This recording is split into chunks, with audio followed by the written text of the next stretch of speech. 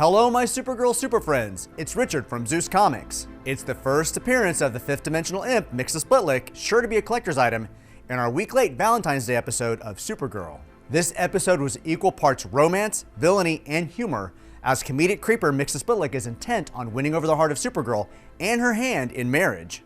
Since Mxyzptlk is a trickster imp in the comics, and is often portrayed as Superman's greatest fan, we get a comedic take on the character early on, with witty quips like referring to Mon-El as Tall Dark and Blandsome.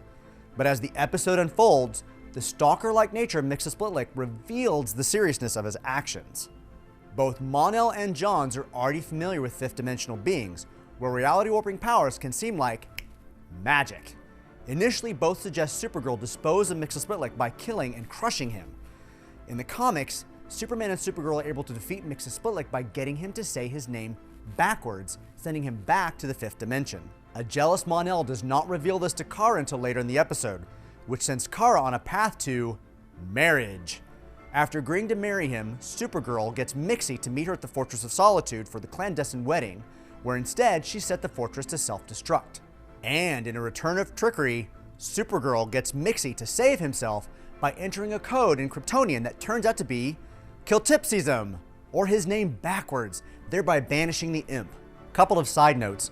We learned this episode that Maggie didn't have the perfect coming out experience as she's led Alex to believe. She was outed as a teenager over a Valentine's letter she wrote to a friend and then kicked out by her parents. Also, Wynn's romantic interest in this episode is Lyra from the planet Starhaven. While this isn't a lot to go on, Starhaven is also the home of Dawnstar, another character in the DC Comics universe. Dawnstar is a part of the 31st century's Legion of Superheroes, a team that Mon-El eventually becomes a member of. Are the producers setting up the Legion? Are they giving an out to the budding romance between Mon-El and Supergirl?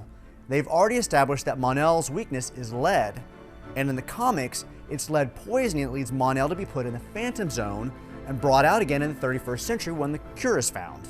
We'll have to set that mystery aside as Cadmus returns with Lillian, Cyborg Superman, and Jeremiah Danvers.